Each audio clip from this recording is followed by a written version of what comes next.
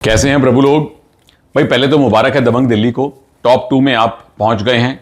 कल के मैचेस में दो चीजें होनी जरूरी थी, एक तो तेलुगु टाइटंस हारते, एक बेंगलुरु बुल्स हारते तो दिल्ली अपने आप टॉप 2 में कंफर्म हो जाते।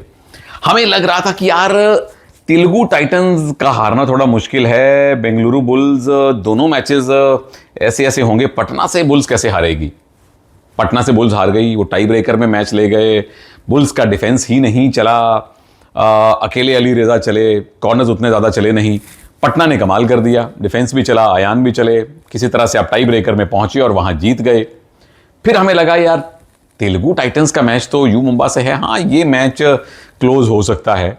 अब हाँ टाइटंस भी हार गए तो दबंग दिल्ली बाय डिफॉल्ट पहुंच गए हैं जी टॉप 2 में। 6 स्पॉट्स अभी भी खाली हैं। आइए देखते हैं कि आज जो 6 टीम्स खेल रही हैं क्या वो टॉप 8 में जगह बना सकती हैं। स्वागत आप सबका सुनील के सूत्र में। रेडर्स करेंगे वार तो डिफेंस का होगा पलटवार। प्रो कबड्डी सीजन 12 का सारा एक्शन यहां देखिए मेरे यार। भाई हर मैच की कहानी, कहानी के पीछे छिपी हुई कहानी, तमाम कहानियां आपको सुनाऊंगा। स्वागत आपका सुनील के सूत्र में। तो कल रात के मैचेस आपने देख लिए, उनकी छोटी छोटी बात भी हमने कर ली। पहले मैच में तो पटना को मुबारक है, आप बेंगलुरु बुल्स से जीते हैं। पटना वालों को आदत लग गई है बहुत खराब, हराएंगे तो टॉप टीम्स को हराएंगे, दबंग दिल्ली, पुनेरी पल्टन, बेंगलुरु बुल्स, और जो इनके आस पड़ोस की टीम्स हैं उससे हार जाते हैं। ये भी प्रभु की माया है। फिर यू मुंबा ने भाई मतलब विजय और भरत की जोड़ी को चलने नहीं दिया, डिफेंस में पॉइंट ले लेके नाक में दम कर दिया। तीसरे मैच में तो डिफेंस भी चला, ऑफेंस भी चला। मनप्रीत सिंह की हरियाणा स्टीलर्स ने Haryana Steelers brand of kabaddi खेली, super aggressive in raiding, super aggressive in defence, और यूपी के पास कोई रास्ता ही नहीं था वापस आने का। छोटा सा रास्ता बन रहा था, तब 2 सुपर टैकल करके हरियाणा ने वहां भी उनका रास्ता बंद कर दिया। तो वन साइडेड कमाल की जीत मिली है। अब आज 3 मैच हैं, सूत्रों पे नहीं जाऊंगा, सिर्फ कहानियां बताऊंगा और आपको यह बताऊंगा कि इन टीमों के प्लेऑफ के आसार क्या हैं। पहला मैच धाकड़ देवांग की बंगाल वॉरियर्स और पटना पायरेट्स में। बंगाल पिछले 5 में से 2 मैच जीता है। आपने पिछले मैच में टाइटंस को हराया था टाई ब्रेकर में, वो भी खैर टाइटंस जीत सकते थे। एनीवेज 14 मैच आपने खेले हैं, 5 आपने जीते हैं, तो पॉइंट हुए जी आपके 10। 4 के 4 मैच अगर आप जीतेंगे तो आपके पॉइंट हो जाएंगे 18, यानी कि 9 जीत आपको मिल जाएंगी, और 9 का आंकड़ा हम लेके चल रहे थे। अब सिचुएशन ये हो गई है कि पॉइंट्स टेबल में बहुत सारी टीम्स के पास 16-16 पॉइंट हैं। 18 की कट ऑफ भी इस बार बनती है या ऊपर जाएगी, किसी को कुछ नहीं पता। तो बंगाल को यही करना है जी, अपने चारों मैचेस जीतिए और फिर वेट कीजिए कट ऑफ कहां जाके खत्म होती है, क्योंकि ये नया फॉर्मेट है, इसकी कट ऑफ डिसाइड करना बड़ा मुश्किल है। सामने पटना है, लेकिन जाने से पहले मैं आपको बंगाल के बचे हुए मैच भी बता दूं।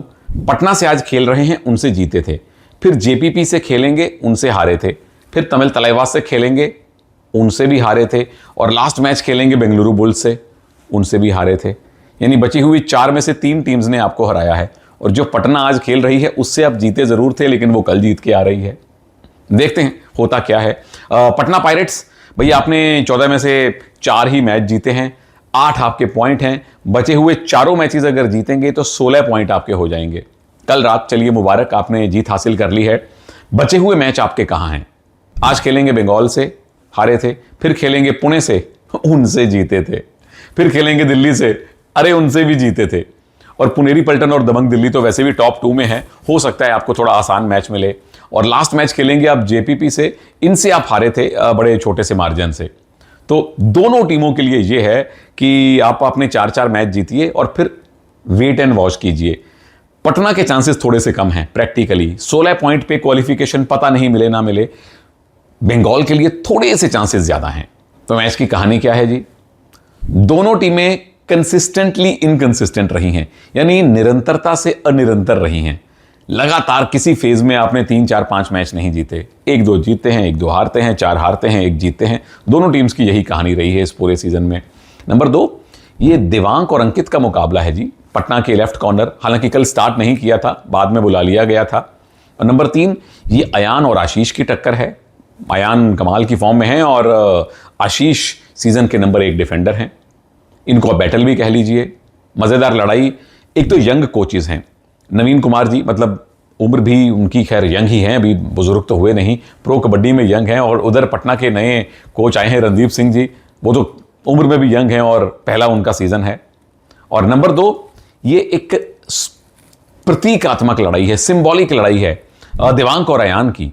दोनों कमाल कर रहे हैं, दोनों बेहतरीन फॉर्म में हैं, देवांक अलग लेवल के फॉर्म में है। इन दोनों की टक्कर होगी, देखते हैं कौन बाजी मारता है। और दोनों, सबसे बड़ी कहानी तो ये है ना कि देवांक अपनी फॉर्मर टीम के खिलाफ हैं।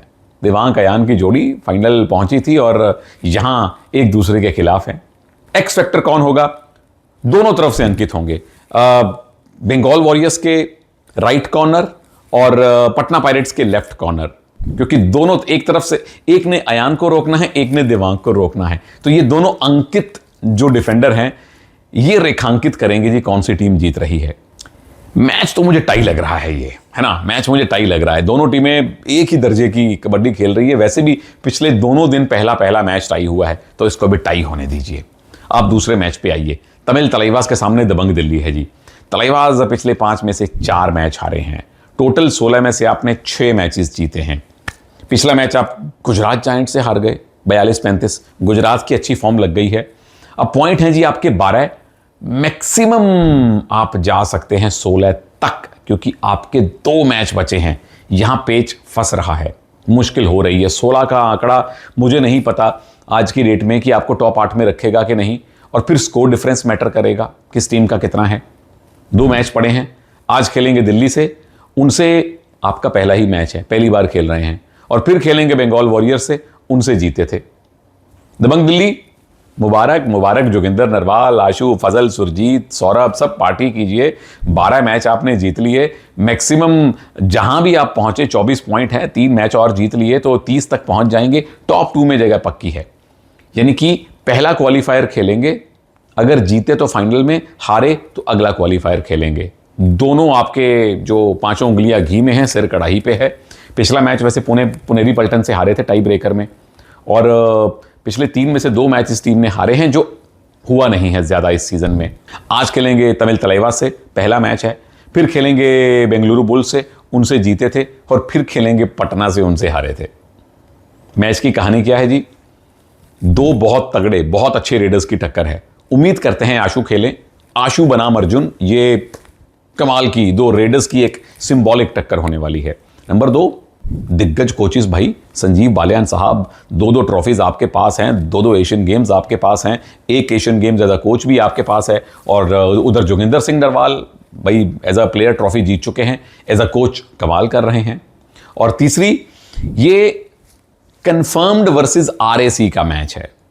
जो लोग मेरी तरह ट्रेन पे यात्रा करते हैं, एक कंफर्म टिकट होती है, एक आरएसी होती है कि अभी वेटिंग में है, पता नहीं क्लियर होगी या नहीं।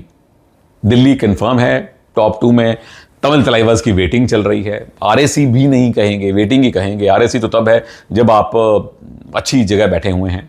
बैटल कहां होगी, लड़ाई कहां होगी? बहुत तगड़ी बैटल होगी। फजल, सुरजीत एक तरफ, अर्जुन एक तरफ। एक तरफ राइट रेडर हैं और एक तरफ लेफ्ट कॉर्नर राइट कवर की तगड़ी जोड़ी है। बहुत मजा आएगा ये बैटल देखने में। नंबर 2, आशु और नितेश, एक तरफ राइट रेडर हैं और दूसरी तरफ नितेश कुमार, जो कि नंबर 1 डिफेंडर हैं इस पूरे सीजन के।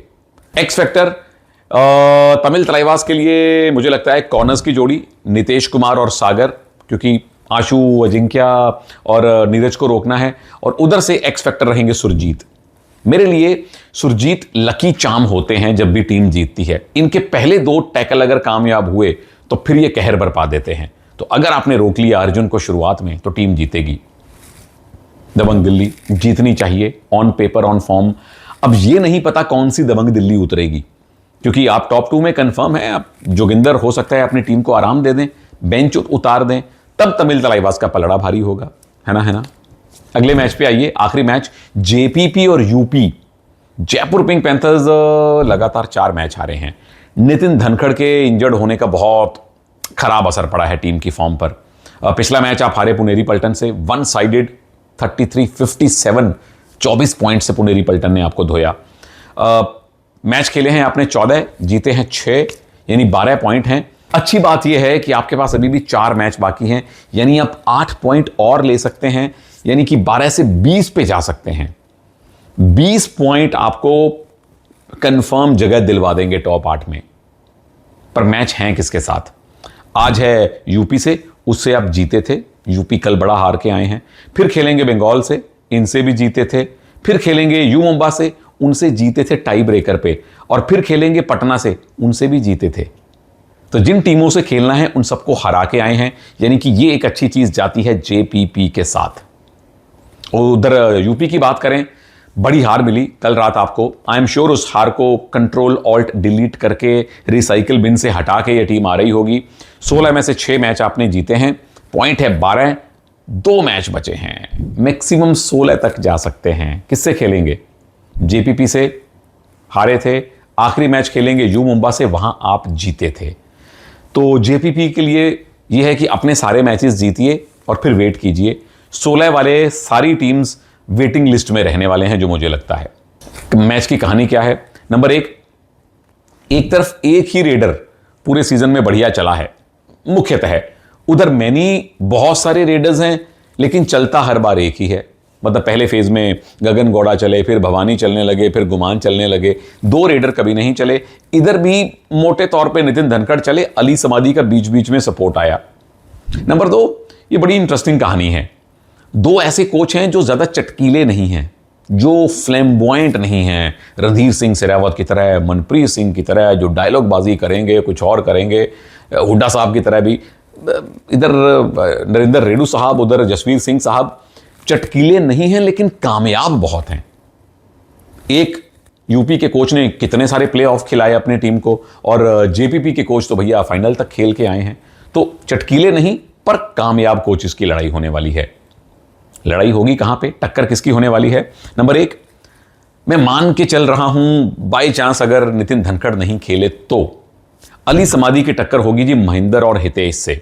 जब जब ये कॉम्बिनेशन चलता है, महेंद्र के डैश अगर आते हैं या हितेश अगर डाइव लगा दें और महेंद्र आशु की चेन आ जाए, तो दिक्कत होती है लेफ्ट रेडर्स को। तो अली वर्सेस महेंद्र और हितेश। नंबर 2, भवानी राजपूत और आर्यन रेडू जो लेफ्ट कॉर्नर पे बहुत प्रभावित कर रहे हैं। और नंबर 3, गुमान सिंह की रेजा मीर बघेरी से भाई, इनके लेफ्ट रेडर, उनके लेफ्ट कवर। एक्स फैक्टर मैं मान के चल रहा हूं जेपीपी के लिए अली समादी, क्योंकि यूपी के डिफेंस को तोड़ना आप ही का काम होगा, एज्यूमिंग कि नितिन धनखड़ नहीं फिट। और उधर से महेंद्र, क्योंकि अली समादी अगर स्ट्राइक रेडर हैं तो फिर महेंद्र का रोल सबसे अहम हो जाता है।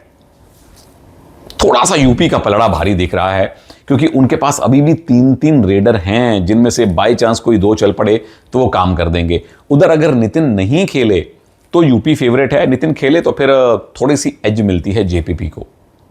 अपनी प्रेडिक्शन बताइए नीचे प्रभु। 2 स्पॉट भरे जा चुके हैं। क्या यूपी योद्धाज, क्या पटना पायरेट्स जो मैक्सिमम 16 तक जा सकते हैं, तमिल तलैवास, क्या ये 16 तक जा सकने वाली टीमें टॉप 8 में आ सकती हैं? मजा आने वाला है आगे आने वाले सारे दिनों में। तो अगले वीडियो में मिलता हूं, इजाजत दीजिए, नमस्कार, जय हिंद।